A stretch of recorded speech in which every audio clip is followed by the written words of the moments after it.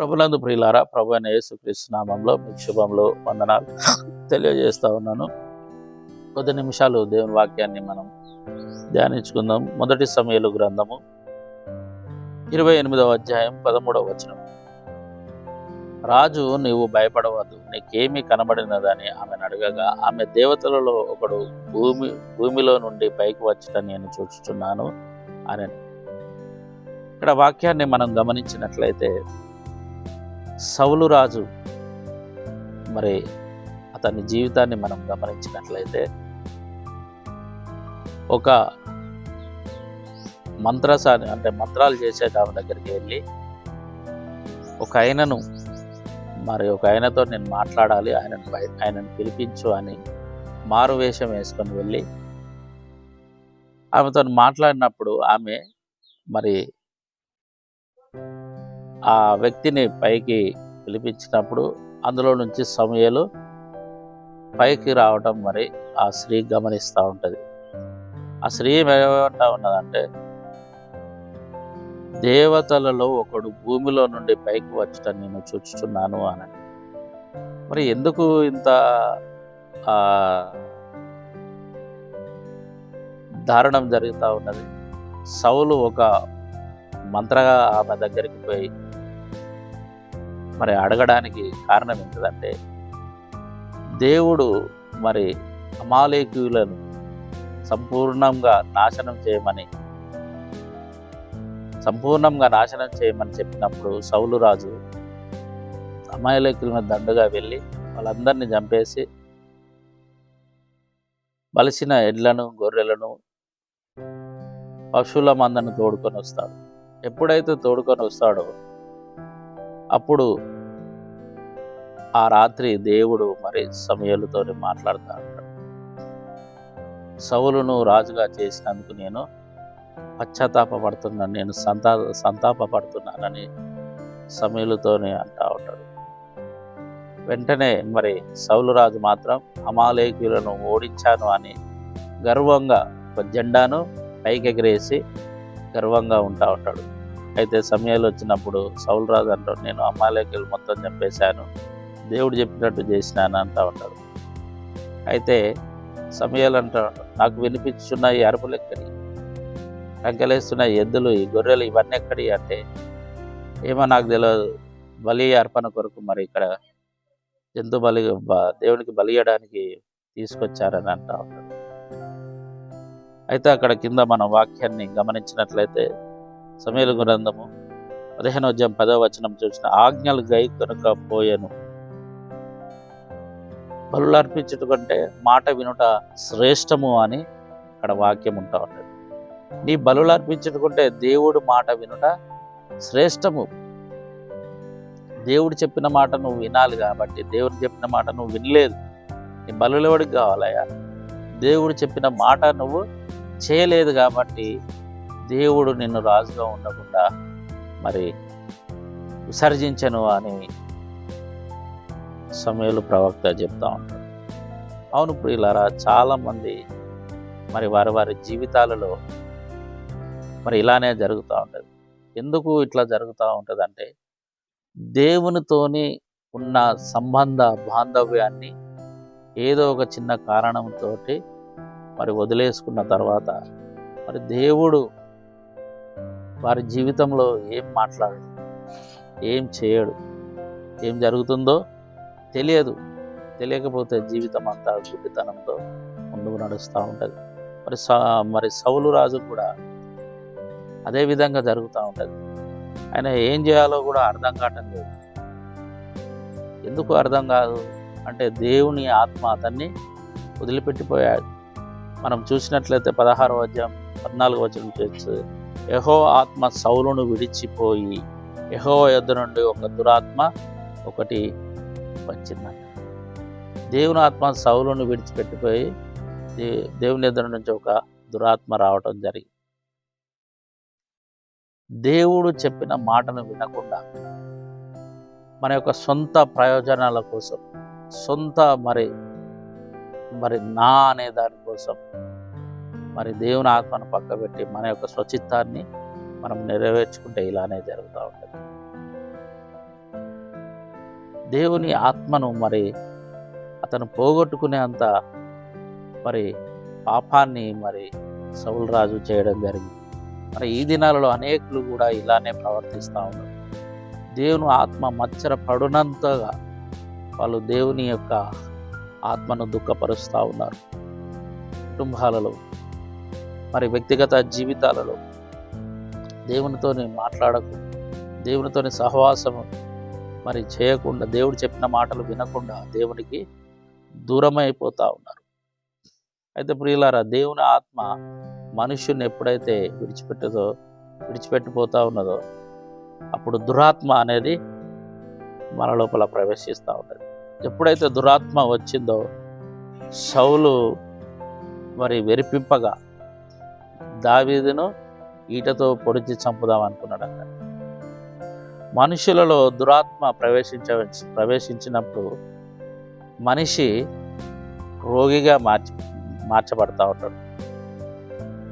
ఈ దురాత్మ అనేక విధాలుగా మనిషిని పాడు చేస్తూ ఉంటుంది, రోగగ్రస్తులుగా చేస్తూ ఉంటుంది.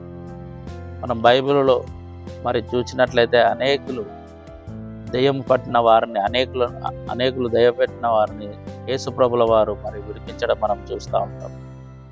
సేన అనేక దెయ్యములు పట్టినవాడు. ఇలా అనేకుల జీవితాలను మరి దయ్యాలు పట్టి పీడిస్తూ ఉన్నాయి.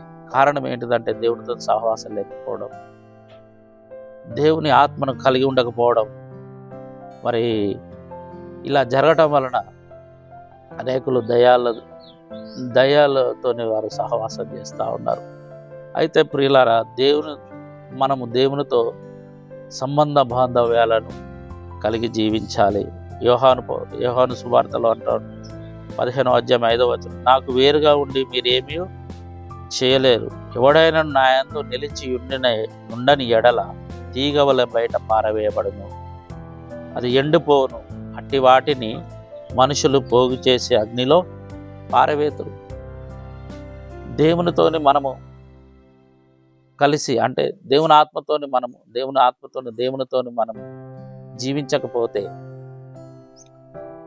మన జీవితము ఎండిన చెట్టులాగానే ఉంటా ఉంటుంది. ఎండిపోయిన చెట్లన్నీ అగ్నిలో పాడివేయక తప్పదు. ఇలారా, దేవుణ్ణి కలిగి ఉన్న మనం దేవుడు లేకుండా ఉండలేము. దేవుడు లేకుండా నువ్వు జీవించినట్లయితే దయ్యమే నీతోని కాపురం చేస్తూ ఉంటుంది, దురాత్మలు దాడి చేస్తూ ఉంటుంది. మనం గమనించినట్లయితే సౌలు మీద మాటికి దురాత్మ మరి దాడి చేయడం జరుగుతూ ఉంటుంది. ఎప్పుడైతే దురాత్మ దాడి చేస్తూ ఉంటుందో దావీదు వచ్చి మరి ఆ వీణను సితార వాయించడంతో ఆ దురాత్మ సౌలును వదిలిపెట్టిపోవడం జరుగుతూ ఉన్నది. వీళ్ళ చాలామంది జీవితాలు మరి వాతవేయబడిన మనస్సును కలిగి ఉంటా ఉంటారు. పూర్తిగా దేవునికి వారి యొక్క హృదయాన్ని అప్పగించుకోరు. పూర్తిగా వారి జీవితంలో దేవునికి స్థానాన్ని కలిగించరు. వారి హృదయంలో అనేక విధములైన కొన్ని మానవునికి తెలియని కొన్ని ఉంటాయి. నా హృదయంలో ఫలానున్నది అంట. ఈ దినాన మన యవనస్తులకు జరిగినట్లయితే హృదయంలో ఏముంది అంటే, పలానా సెల్ ఫోన్ లేదా పలానా వ్యక్తి అంట. ఈ హృదయం అనేది దేవుడు నివసించే స్థలం. ఈ హృదయంలో దేవుడు నివసించాలి కానీ పరాయి వ్యక్తి నివసించడానికి వీల్లేదు. పెళ్ళైన వారితో తమ భర్త లేకపోతే తమ భార్యను, లేదా దేవుడు యొక్క ఆలయం ఇది. ఈ ఆలయంలో మనం ఏం చేస్తూ ఉంటామంటే ఇంకొకరికి స్థానం ఇస్తూ ఉంటాం. ఎప్పుడైతే మనం అలా జరుగుతూ ఉంటుందో మనము దురాత్మలకు మనము అవకాశం ఇస్తూ ఉన్నాం మన మీద దాడి చేయమని. ప్రభునందు ప్రియులారా, మరి గమనించినట్లయితే దురాత్మలు ఎందుకు పడతా ఉన్నాయి ఒక మనిషిని? మరి దురాత్మలు ఎందుకు ఒక వ్యక్తిలోకి వెళ్తూ ఉన్నాయంటే దురాత్మలను ఆహ్వానించేది మనిషే, అవి స్వయంగా రావటం లేదు. ఎందుకంటే హృదయంలో దేవుడు ఉండడు కాబట్టి నువ్వు నాలో వచ్చి ఉండు, ఏదో ఒక కోరిక, అమతురత, లేకపోతే సినిమాలు చూడడం, సెల్ ఫోన్ మాట్లాడడం, ఏదో ఒక లోక సంబంధమైన కోరిక నీ హృదయంలో ఉండటం బట్టి దురాత్మ నీలో ప్రవేశించి నీ జీవితాన్ని నాశనం చేస్తూ ఉంటాడు. ప్రియులారా, మన యొక్క ఆత్మీయ జీవితంలో దేవుడుతో నడవాల్సిన నీవు దురాత్మలతోని దయ్యాలతోని కాపురం చేస్తూ ఉన్నావంటే దేవుని మాట నువ్వు వినటం లేదు. దేవుడు నిన్ను విడిచిపోయేంతగా నువ్వు ప్రవర్తిస్తూ ఉన్నావు. ప్రియులారా, మనం గమనించినట్లయితే దావీదు జీవితాన్ని మనం చూసినట్లయితే ఎంతో ఆత్మీయుడు, దేవుని హృదయానుసారుడు. దినమునకు 7 మార్లు మరి ప్రార్థన చేసేవాడు. బోరున యుద్ధం జరుగుతూ ఉంటుంది. యుద్ధం జరుగుతుంటే వసంత కాలమున దావీదు యుద్ధ పైన చూడకూడని ఒక దృశ్యం చూసి ఆ స్త్రీని ఇంటికి తెచ్చుకొని ఆ స్త్రీ ద్వారా పాపం చేశాడు. పాపం చేయడమే కాకుండా తన భర్తను ఎవరికీ తెలియకుండా సీక్రెట్గా మరి సైన్యంలో ముందు పెట్టి అతన్ని హత్య చేపిస్తాడు. అది ఘోరమైన ఇంత ఆత్మీయుడు ఎందుకు ఇలా జరుగుతారు? మన యొక్క వ్యక్తిగత జీవితం ఒక సమయంలో దేవుని మాట ఇలా పాపంలో మనం పడిపోతాం. నా నా నా కానీ నీ నీ నీ చిత్తం జరగాలని మనం కోరుకుంటాము. అప్పుడు దేవునితో నీ వ్యక్తిగత జీవితం, ఆత్మీయ జీవితము ముందుకు కొనసాగుతూ ఉంటుంది. మన యొక్క ఆత్మీయ జీవితంలో మరి దేవుడితోని ఒక విశ్వాసికి ముందుకు పోవాలి అని అంటే దేవునితోనే నీ యొక్క నడక అనేది ఉండాలి. ఎల్లప్పుడూ దేవుడితోనే మనం నడవడం అనేది నేర్చుకోవాలి.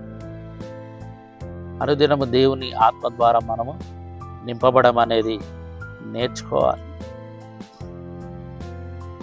అనుదినం దేవుని ఆత్మ చేత మనం ఎప్పుడైతే నింపబడుతూ ఉంటామో దేవుడు ఏదైతే బోధిస్తూ ఉన్నాడో ఆ బోధ వినడానికి ఆ తగిన చెవులను కూడా దేవుడు ఇస్తూ ఉంటాడు.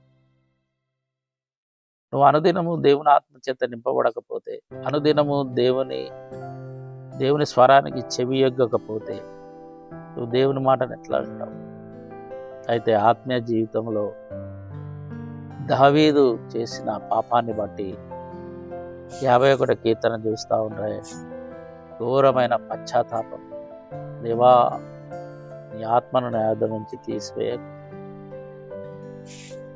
అని ఎంతో ఘోరమైన పశ్చాత్తాపముతో దేవుడితోని తన సంబంధం ఏడ తెగిపోతుందో అన్న భయముతో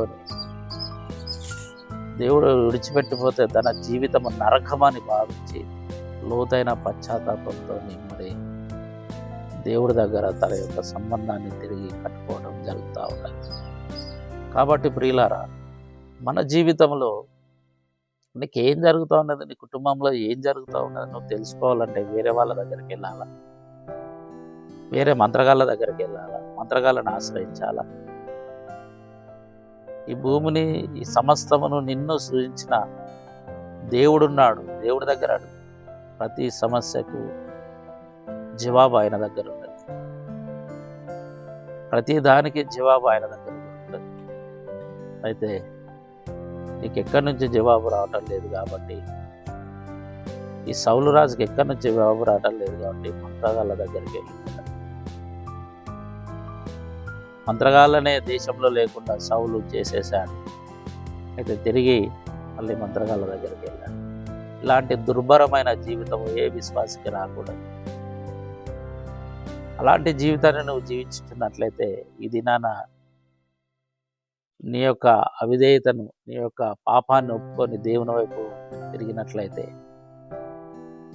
దేవుడు తన శిలువలో కార్చిన రక్తం ద్వారా నీ పాపాన్నంతటిని క్షమించి నూతనమైన మనస్సును, నూతనమైన హృదయాన్ని దేవుడు నీకు ఇచ్చి ఆయన నీతో మాట్లాడడానికి సిద్ధంగా ఉన్నారు. ప్రకటన గ్రంథంలో అంటాడు, ఎవడైనాను తలుపు తీసిన ఎడల అతని యొద్దకు వచ్చి నేను అతనితో నివాసం చేస్తానని దేవుని వాక్యం సెలవిస్తాను. మరి దేవుని కొరకు నీ హృదయమైన తలుపు తీసి ఉంచావా? దేవుని కొరకు నీవు వెయిట్ చేస్తున్నావా? దేవుడు నాతో ఉండాలి, నాతో మాట్లాడాలి. అలాంటి ఆశ నువ్వు కలిగినట్లయితే దేవుడు నిత్యం నీతో మాట్లాడి దేవుడు ఆశీర్వాదకరమైన జీవితాన్ని జీవించుటకు అట్టి కృప దేవుడిని అనుగ్రహించును గాక. ఆమేన్.